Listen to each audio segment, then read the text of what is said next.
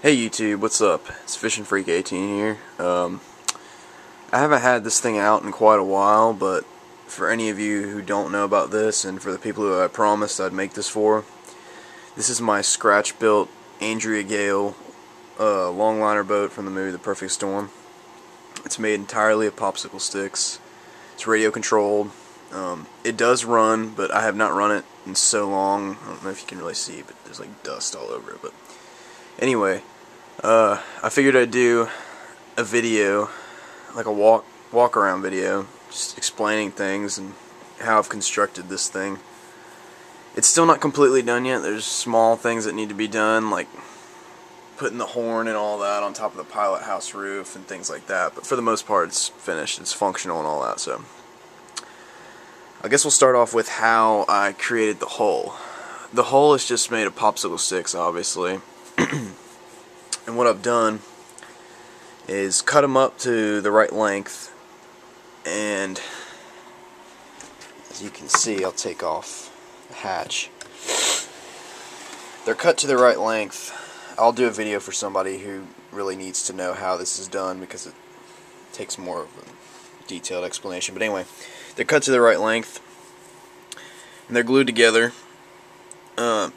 just with all-purpose epoxy or any kind of glue like that. Elmer's wood glue actually is what I use, and that works best.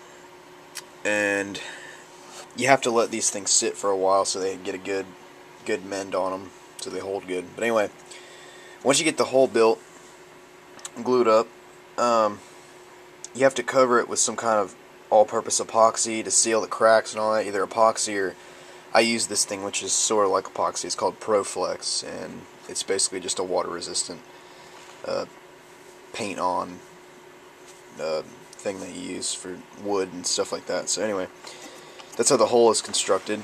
I guess next we'll go on with the running hardware. This is just a standard Traxxas Blast running hardware. It's a 540 Stinger motor.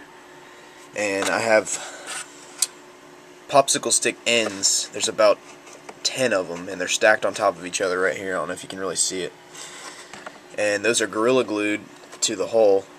And then I have that drilled through those popsicle sticks. And as you can see, there's 2 screws on there. That holds it right there. And in the rear, I just drilled a hole big enough for the drive shaft to fit through, where the prop exits the hull. And on the Traxxas Blast, there was a little rubber gasket thing that fit around there to keep water from getting in. And you have to do something like that. You either have to do that or you have to make your own, because water will come through. So what I did is I used that rubber gasket that was stock with the Blast, and then I used some more of that ProFlex stuff around it, because I don't think I'm ever going to put this back in my Traxxas Blast, which I still have the hull if anybody wants to buy the hull for that. I'll sell it to you for cheap. Anyway, that's the running hardware in the hull. Yeah, pretty much everything else. These are all wooden dowels. The outriggers are, the rigging and all that. Just use Gorilla Glue on some of these things to attach it. Exhaust pipe, it's just a piece of plastic cut and then Gorilla Glue to the pilot house. The pilot house roof actually does remove, and there's a light in there. And I have actually run this thing at night before. It's actually pretty cool. Looks like the real thing. As you can see, it's even got the lettering, Andrea Gail. It's supposed to be 582898, like in the movie. The other side's got it, but that other side didn't. I ran out of numbers, so I'll have to complete that. That's one thing to be completed. As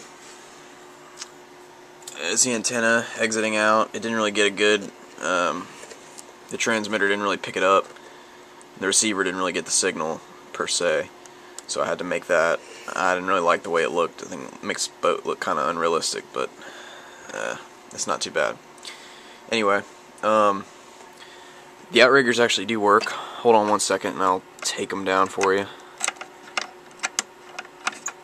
Put the camera down real quick.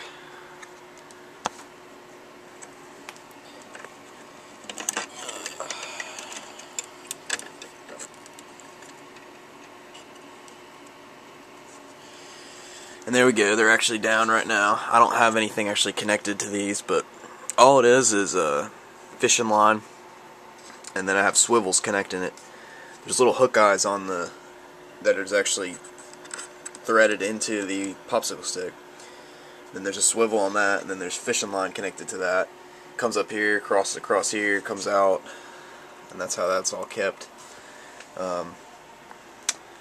Whenever I run it in water, I usually have the outriggers out just for more stability, just so it doesn't flip over. I actually have another video of this boat on YouTube running, which is taken about a year ago when a hurricane, or tropical storm per se, was coming through where I live, and my friend Rodney and I ran it out there, and it actually performed quite well. It was actually really stable. I was surprised. The hull held up good.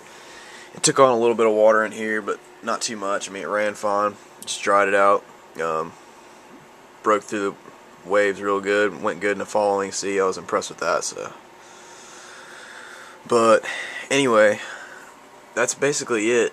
The outriggers work, all that. This is probably the best walk around I'm gonna get of this boat. Oh yeah, last thing.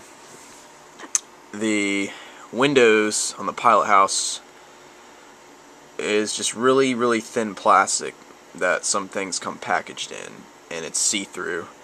And all I did with that was cut that to fit, and it's just glued on the inside. And you actually can see through the pilot house. There's actually, like I said, I've got lights and all that. I'll turn those on real quick, show you how it works. Put it back on. See a red light. And then there's a rear coming off the back deck. You have almost like a stern light, if I can get it to come on. They're just really cheap lights. They usually don't want to work.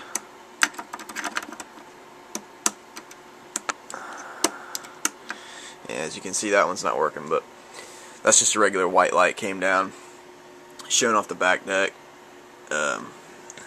Actually looked really good. Show you what it looks like in the dark.